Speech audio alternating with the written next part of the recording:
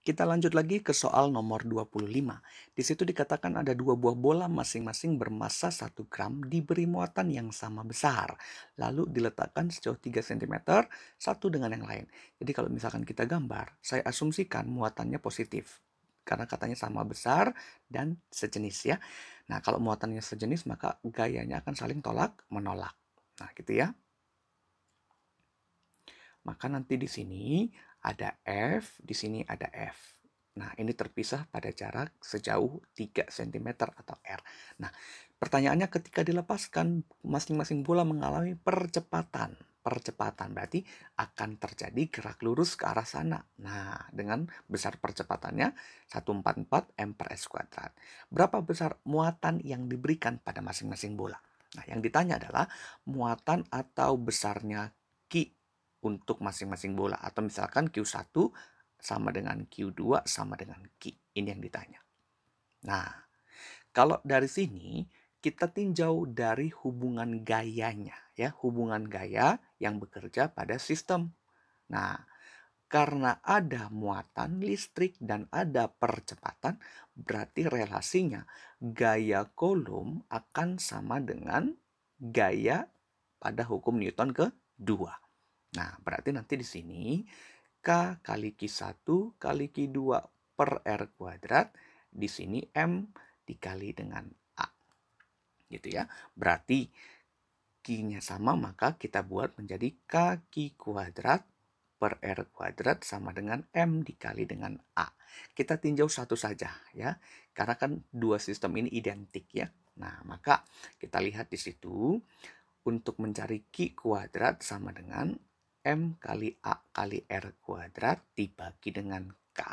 Lalu kita akarkan, maka diperoleh Q sama dengan akar dari masanya adalah 1 gram, berarti 10 pangkat min 3 kg. Percepatannya 144 dan jaraknya 3 cm, berarti kita ubah ke meter ya. Nah, jadi seperti ini. Dibagi dengan K. K-nya adalah 9 kali 10 pangkat 9. Kalau kita hitung secara matematik, nanti diperoleh hasil akhirnya adalah 1,2 kali 10 pangkat minus 7 kolom. Ya, 1,2 kali 10 pangkat minus 7 kolom. Sehingga jawaban yang tepat adalah yang D. Gitu kira-kira ya. Nah, jadi keseimbangan antara gaya kolom dengan hukum Newton kedua. Karena dia bergerak dengan percepatan A. Kita lanjut lagi ke soal berikutnya. Di sini kita tandai kata kuncinya. Kawat berarus berada di dalam medan magnet. Oke, ada kawat berada di dalam medan magnet. Ya, arah kawat tegak lurus terhadap medan magnet. Ketika kawat dialiri arus, resultan gaya yang bekerja 3 Newton. Berapa kuat medan magnet? Nah, kalau ada kawat lurus berada di dalam daerah medan magnet, berarti itu topiknya tentang gaya magnetik ya. Nah, gaya magnetik dicetuskan siapa? Yaitu tentang hukum Lorentz.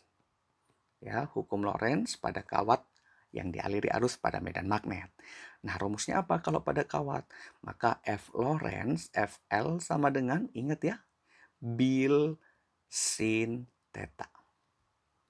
Nah, bil sin theta. Nah, B-nya itulah kuat medan magnet yang mau ditanya.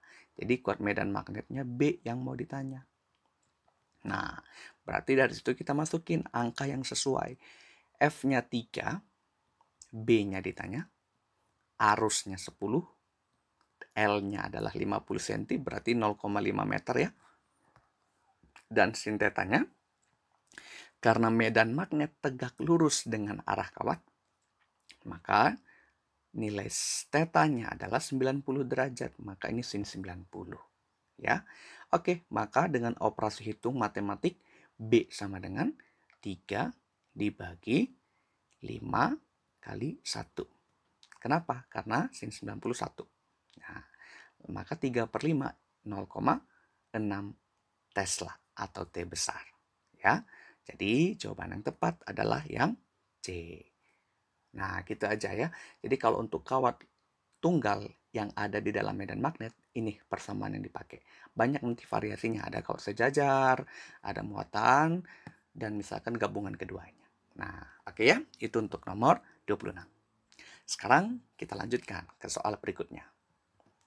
Nah, dikatakan ada seberkas cahaya datang sejajar sumbu utama sebuah lensa cembung, sehingga dibiaskan mengumpul di titik apinya. Betul ya. Jadi kalau ada lensa cembung itu kan lensa yang positif ya teman-teman ya. Nah, ketika ada cahaya datang sejajar sinar sumbu utama, akan dibiaskan melewati titik fokus yang ada di sini. Maka nanti di sini dia lewat. Nah, itu kalau untuk lensa cembung. Makanya sifatnya mengumpulkan cahaya ya. Oke, sekarang apa katanya? Jika di depan lensa cembung diletakkan lensa cekung. Nah, sekarang gambar yang kedua. Di depan lensa cembung diletakkan lensa cekung. Katakanlah ini cembungnya. Sekarang di depannya ada lensa cekung.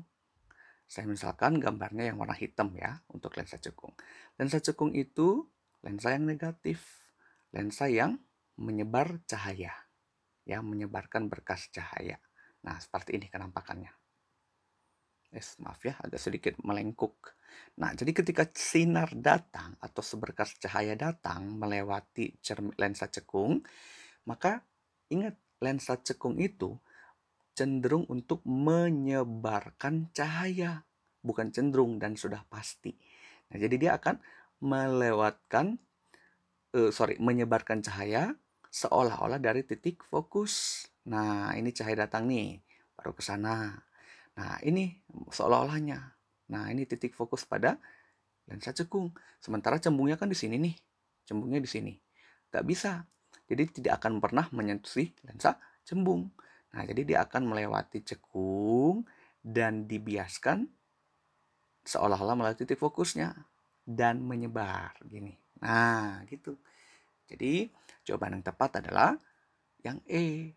Nah, di berkas dibiaskan menyebar seolah berasal dari titik api lensa cekung, ya.